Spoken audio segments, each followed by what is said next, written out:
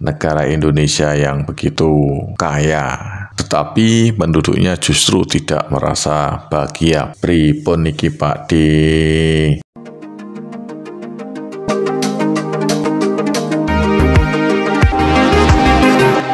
Assalamualaikum warahmatullahi wabarakatuh. Selamat berjumpa kembali di channel saya, Mawan Nugraha.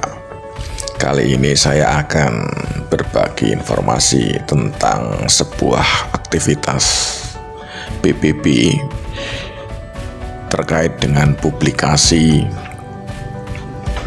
berdasarkan kebahagiaan penduduk dari setiap negara, yang laporannya itu dikenal sebagai The World Happiness Report, yang dimotori oleh Gallup Incorporated, sebuah perusahaan Amerika yang khusus bekerja pada bidang konsultasi yang berkedudukan di Washington DC.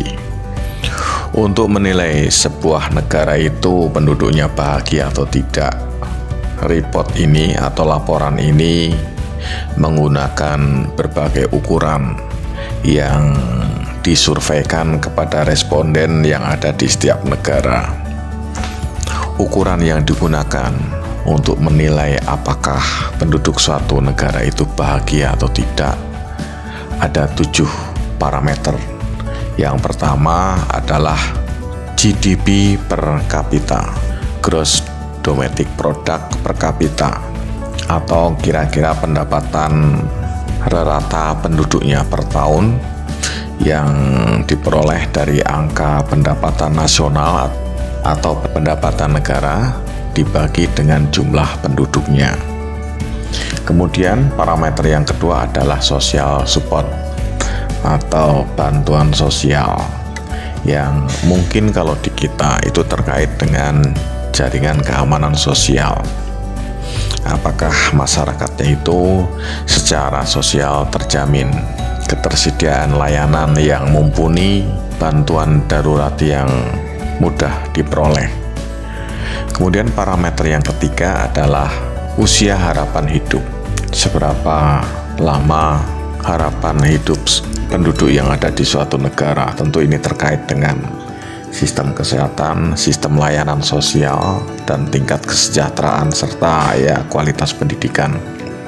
Kemudian parameter yang keempat adalah kebebasan seseorang untuk memilih pilihan hidupnya. Apakah seseorang ingin berprofesi sesuai dengan yang dia ingini, sesuai dengan passionnya atau tidak. Kemudian parameter yang kelima adalah generosity. Generosity ini bisa dimaknai sebagai kedermawanan atau keberlimpahan atau kemurahhatian.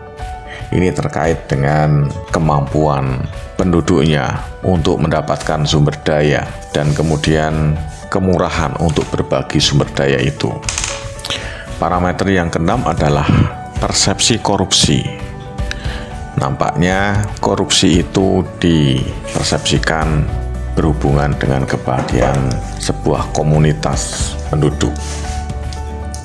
Kemudian parameter yang ketujuh adalah distopia, yang dimaknai sebagai suatu komunitas yang tidak diinginkan atau tidak diingini, atau satu komunitas yang ditakuti atau dikhawatirkan. Kemungkinan ini terkait dengan apakah kita aman atau tidak jika berkunjung pada satu komunitas tertentu. Dari minimal 7 parameter itu kemudian diperolehlah ranking suatu negara dengan tingkat kebahagiaan penduduknya, dan kemudian dari 146 negara yang disurvei penduduknya diperolehlah ranking negara dengan penduduk paling bahagia sampai dengan penduduk paling tidak bahagia. Dalam video ini akan saya tampilkan 10 negara dengan penduduk paling bahagia. Negara pertama yang mendapatkan julukan sebagai negara dengan penduduk paling bahagia adalah Finlandia. Finland ini penduduknya hanya berjumlah 5,5 juta. Ini survei tahun 2021 dengan luas area kira-kira 338.000 km persegi. sementara pendapatan per kapitanya mencapai 47.500 USD. Kemudian negara yang kedua dengan penduduknya merasa bahagia adalah negara Denmark. Penduduk Denmark berjumlah sekitar 5,8 juta jiwa dengan luas area hanya 42,9 ribu kilometer persegi. Sementara pendapatan mereka per tahun mencapai angka 63.500 USD atau dolar Amerika Serikat. Negara ketiga dengan penduduknya merasa berbahagia adalah Islandia atau Iceland dengan jumlah penduduk sekitar 332.000 dengan pendapatan per kapitanya mencapai 58.890 USD dolar Amerika Serikat. Sementara luas area Islandia mencapai 103.000 km persegi. Jika kita lihat sepertinya penduduknya sangat jarang. Ranking keempat dengan penduduk paling bahagia adalah Switzerland, Swiss, yang memiliki luas area 41.285 km persegi dengan jumlah penduduk 8,5 juta jiwa. Sementara pendapatan per kapita mencapai 82.200 USD dolar Amerika Serikat. Negara ranking kelima dengan penduduk merasa bahagia adalah Netherlands atau Belanda yang memiliki luas area 41.000 km persegi. Sementara jumlah penduduknya mencapai 17,2 juta jiwa dan pendapatan per kapita mencapai 58.147 USD. Negara ranking ke-6 dengan penduduknya merasa berbahagia adalah Luxembourg yang memiliki luas area hanya 2.586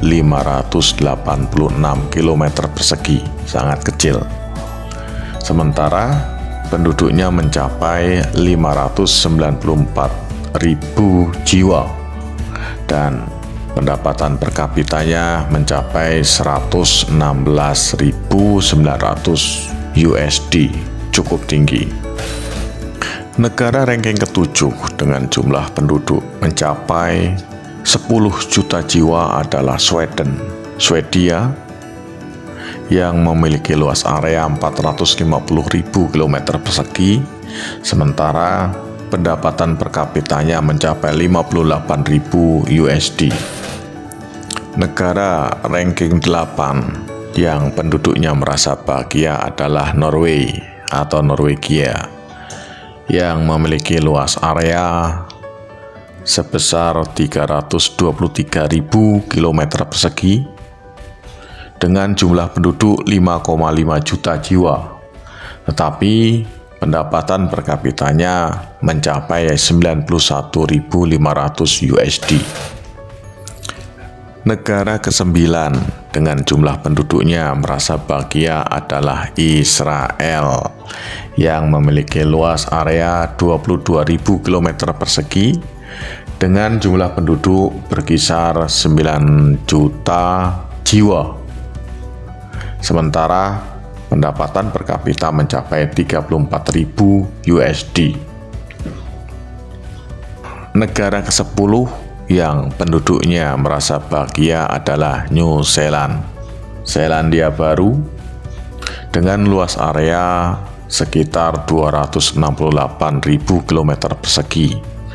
Sementara jumlah penduduknya hanya 4,8 juta jiwa dan pendapatan per kapita mencapai 38.000 USD.